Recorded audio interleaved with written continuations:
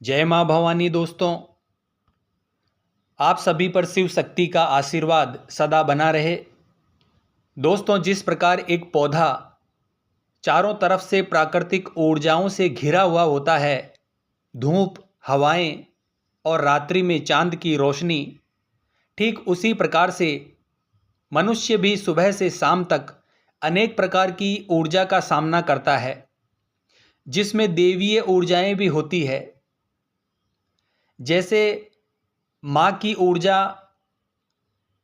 या उनकी सवारी का आना। तो दोस्तों, सबसे पहले जानते हैं कि माँ की सवारी क्या है और क्यों आती है। अधिकतर ऊर्जाएं मनुष्य को छूकर निकल जाती है या फिर शरीर के आर पार हो जाती है और मनुष्य पर प्रभाव नहीं डालती। सिर्फ वही ऊर्जाएं मनुष्य की ऊर्जा के संपर्क में आती है या फिर प्रभाव डालती है जिनके लिए अनुकूल स्थिति बनी हुई होती है, या फिर मनुष्य उनको अपनी ओर जाने अनजाने में आकर्षित कर लेता है। उदाहरण के लिए, अगर यदि कोई व्यक्ति अधिक क्रोध करता है तो नकारात्मक ऊर्जाएं उस मनुष्य की ओर आकर्षित हो जाती है और बदकिस्मती उसका पीछा नहीं छोड़ती।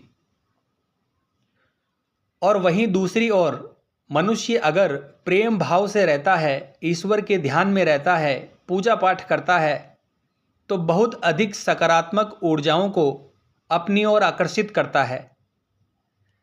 जैसे जैसे भक्ति में व्यक्ति डूबता जाता है, वैसे वैसे सकारात्मक ऊर्जा का उससे संपर्क स्थापित होने लगता है और यही आकर्षण की प्रक्रिया आगे चलकर इतना बढ़ जाती है कि एक भगत को माँ की सवारी आने के अवसर बनने लगते हैं।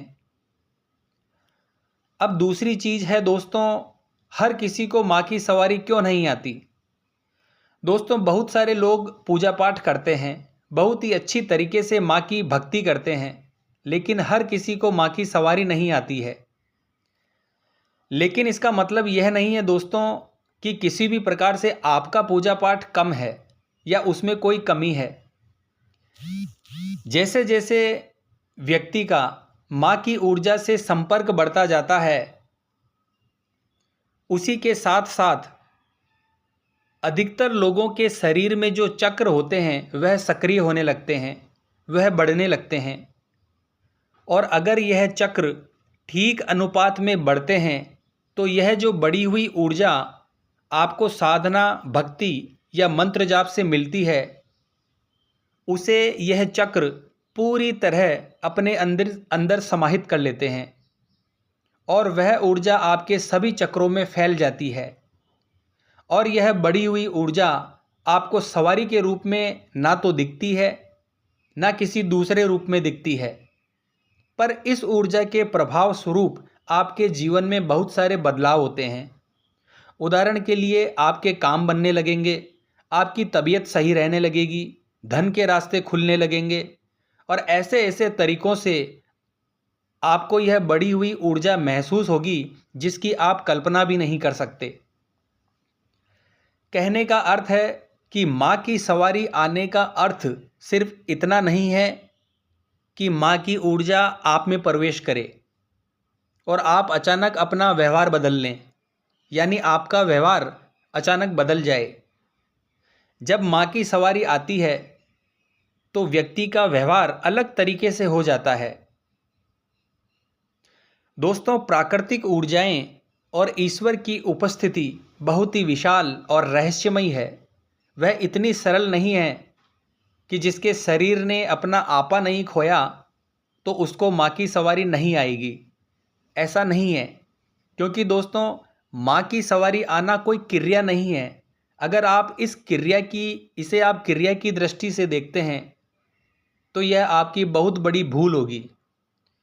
माँ की सवारी का अर्थ है माँ अपनी ऊर्जाओं को आपकी ओर भेज रही है, आपकी दिशा में भेज रही है। हर व्यक्ति को अलग अलग प्रकार से यह ऊर्जाएं मिलती है। आपके अचानक से काम बनना, आपके कष्ट खत्म होना, जो भी आपने माँ से मांगा है वह आपको मिल जाना, यह माँ की सवारी आने का ही एक हिस्सा है। दोस्तों, सही मायनों में देखा जाए तो माँ की सवारी आने का मतलब है आपकी सभी इच्छाओं का खत्म हो जाना, ईश्वर और खुद के बीच का भेद खत्म हो जाना।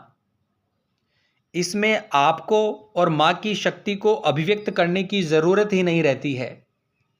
दोस्तों, ईश्वर कोई बटन नहीं है जो कभी ऑन हो जाए और कभी ऑफ हो जाए। विशाल ईश्वर परम आनंद की स्थिति होती है, एक शांति की स्थिति होती है। जब आपका हृदय एक बच्चे जैसा कोमल हो और एक माँ जैसा प्रेम से भरा हो हर किसी के लिए, तो दोस्तों हर काम ईश्वर की सवारी ही है। दोस्तों, कुछ भगत पूछते हैं कि पहले तो बहुत ही अच्छी तरह से माँ की सवारी आती थी, लेकिन अब हमें वैसी सवारी नहीं आती, यानी माँ खुलकर नहीं आती है। दोस्तों, आप नहीं बता सकते कि माँ को क्या करना है। जिस दिन आप बताने लग जाएंगे तो वह सवारी नहीं होगी, केवल एक कल्पना मात्र रह जाएगी। क्योंकि माँ की ऊर्जा में अच्छी सवारी और बुरी सवारी, ऐसे शब्दों के मोहजाल में आप ना फंसें तो ही अच्छा है। जो लोग माँ काली की अटूट भक्ति करते हैं फिर भी उन्हें माँ की सवारी नहीं आती और वह इस चीज़ की चिंता करते हैं कि माँ क्यों नहीं आती है, तो वह व्यक्ति यह समझे कि आप भाषा के जाल में फंस रहे हैं। आपने माँ की सवारी आने को एक बहुत ही छोटी सी चीज़ बना दिया है, एक क्रिया बना दिया है, वह भी एक शारीरिक क्रिया। दोस्तों, आप अपने आप को कितना जानते हो? ना तो आपने अपने आप को पैदा हुए देखा है, ना मरते हुए देखोगे। इंसान अपने बारे में कुछ नहीं जानता, बस केवल हमें वहम है कि हम बहुत बड़े ज्ञानी हैं, जो हिसाब लगा रहे हैं कि सवारी को 10 में से 10 नंबर दें या माँ की सवारी को 10 में से 5 नंबर दें। दोस्तों, आप सांस ले रहे हैं, यह माँ की ही कृपा है। माँ की एनर्जी आपके साथ हर वक्त मौजूद है और माता रानी को आपकी चिंता भी है। अगर दोस्तों आपको कोई भी कष्ट है, किसी भी प्रकार की पीड़ा है, तो आपको माँ के समक्ष रखनी चाहिए और माँ की साधना आप करते रहें, आपकी सभी कष्ट जरूर दूर होंगे। तो दोस्तों, आज की वीडियो में बस इतना ही। अगली वीडियो में मिलते हैं बहुत ही जल्द। जय माँ अम्बे, जय श्री कल्याण।